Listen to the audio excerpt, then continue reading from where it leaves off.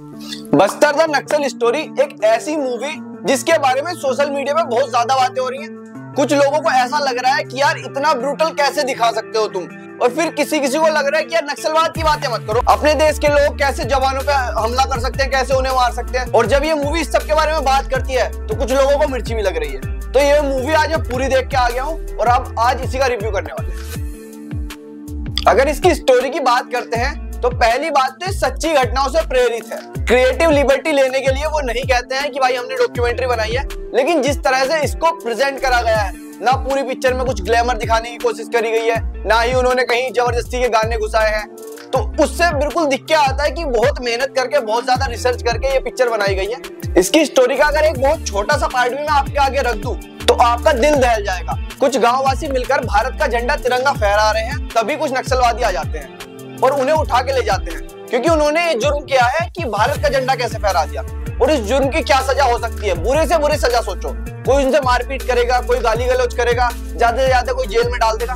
नहीं, ये सजा इस हद तक जाती है कि जिस व्यक्ति ने इसका इनिशिएटिव लिया था उसको काट के उसके 32 टुकड़े कर दिए जाते हैं उसके बीवी बच्चों के सामने। अब उसकी पत्नी के सामने ये टास्क है कि या तो इसके खून को, अपने पति के खून को अपने हाथ में ले जाकर एक दीवार पे लगा दे कि ये शहीद हो गया है। इसने एक मिसाल कायम की है कि अगर कोई भी ऐसी गलती करेगा तो उसके साथ भी यही होगा, वरना इन तीनों को भी, इसके बीवी बच्चों को मार देंगे। और ये तो मैं सिर्फ एक झलक की बात कर रहा हूँ। जब तुम पूरी मूवी देखोगे तो दिल दहल जाएगा इस हद तक कि शायद कुछ लोग उठ के भाग जाए, कुछ उल्टियां करने लगे।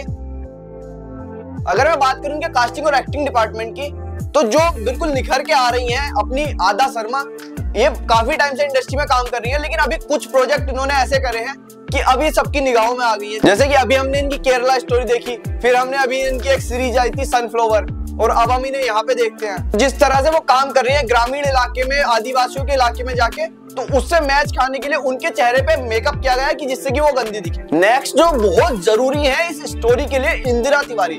मैंने शुरू में कहानी में एक बात बताई थी ना कि उसकी पत्नी को अपने हाथों से खून उठा के लगाना है, तो ये उनका किरदार प्ले करती हैं। तो जब हम शुरू में इन्हें देखते हैं कैसे बेबस लाचार सी एक औरत जो कुछ नहीं कर पा रही, अपने पति को सामने मरते हुए देखती है, और जैसे जैसे फिर ये अपने पैरों पे खड़ी होती है, जैसे कि इसके जिंदगी का सिर्फ एक लक्ष्य है कि जो विलेन है अपनी स्टोरी का उसको मारना है, और कैसे एंड तक जाते जाते ये उसको पूरा भी कर पाती है, नहीं कर पाती है।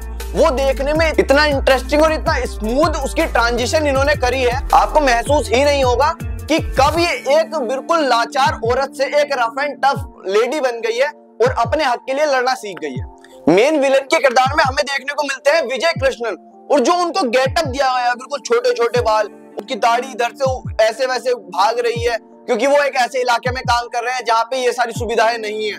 और जो उनका एक मोटिवेशन दिखता है ना उनकी आंखों में कि हाँ हम अपने देश पे इस पे कब्जा कर लेंगे, बिल्कुल A1 ग्रेड का काम करके दिया है इन्होंने। अब मैं दो ऐसे किरदारों की बात करने वाला हूँ जो बिल्कुल छोटे छोटे से रोल में दिखते हैं, लेकिन जब जब स्क्रीन पे आएंगे पूरी अटेंशन ले लेंगे, पूरा ध्यान उनकी तरफ आपका जाएगा। जैसे कि यशपाल शर्मा है, इन्हें हम बहुत लंबे टाइम से देख रहे हैं। अभी इनकी एक सीरीज आई है मामला लीगल है, उसमें भी इन्होंने वकील का ही किरदार निभाया, और यहाँ पे भी इन्होंने वकील का किरदार निभाया। लेकिन इन दोनों कैरेक्टर में इतनी वेरिएशन है ना, एक बिल्कुल हंसी मजाक वाला और ये बंदा इतना सीरियस है काम को लेके, देश को लेके, तो वो इनके कैरेक्टर में अलग दिखता है। तुम्हें लगता है दो अलग लोग हैं। किशोर कदम जी है, वो एक ऐसे राजनीतिज्ञ का किरदार निभा रहे हैं जो सच में चाहता है कि भाई देश में विकास हो, जो यहाँ पे इन ट्राइबल लोगों को दिक्कत हो रही है, क्योंकि उनके अपने लगभग 70-80 लोग मारे गए हैं, तो वो दुख उनकी आंखों में दिखता है। वो दिखाते हैं एक बार ऐसे खोल के कि भाई 2 गोलियां अभी तक यहाँ पे फंसी हुई हैं और मैं इसके लिए हमेशा लड़ता रहूंगा। न्यूज चैनल पे आके कैसे वो बेखौफ दिखते हैं, तो वो बहुत बढ़िया किरदार निभाया है। जो पूरी कास्ट है, बहुत सारे लोग हैं, सबका मैं नाम नहीं ले पाऊंगा, लेकिन सबने A1 ग्रेड का काम किया है। छोटे से लेके बड़े तक कोई आपको ऐसा नहीं लगेगा कि इसने मेहनत नहीं करी या और थोड़ा अच्छा सकता था। सबको जितना बोला गया, जितना उनसे उम्मीद करी गई थी, उससे बहुत ज्यादा अच्छा काम करा है। ये मूवी डायरेक्ट करी है सुदीप्तो सेन ने, और इससे पहले इनका बेस्ट काम मैं बता देता हूँ, द केरला स्टोरी, तो जिससे तुम्हें अंदाजा लग जाएगा कि तुम्हें इसमें क्या देखने को मिलेगा। ये पहले भी आदा शर्मा के साथ काम कर चुके हैं, तो दोनों की जो ट्यूनिंग है वो स्क्रीन पे भी दिख के आती है कि बहुत आसानी से जो इनका विजन है वो आदा शर्मा तक पास ऑन कर देते हैं, और आदा शर्मा किस तरह से उस चीज को उठा के फिर स्क्रीन पे रखती है वो बहुत अच्छे से दिख के आता है। तो इन द एंड एक ही सवाल कि ये पिक्चर मुझे देखनी चाहिए थिएटर में जाके या नहीं देखनी चाहिए। तो देखो यार, अगर तुम 18+ हो, तुम्हें खून खराबा तुम देख लेते हो, तुम्हें उससे देख के उल्टी नहीं आती या मन घबराता नहीं है, तो बिल्कुल ये पिक्चर देखने लायक है, जरूर जाओ।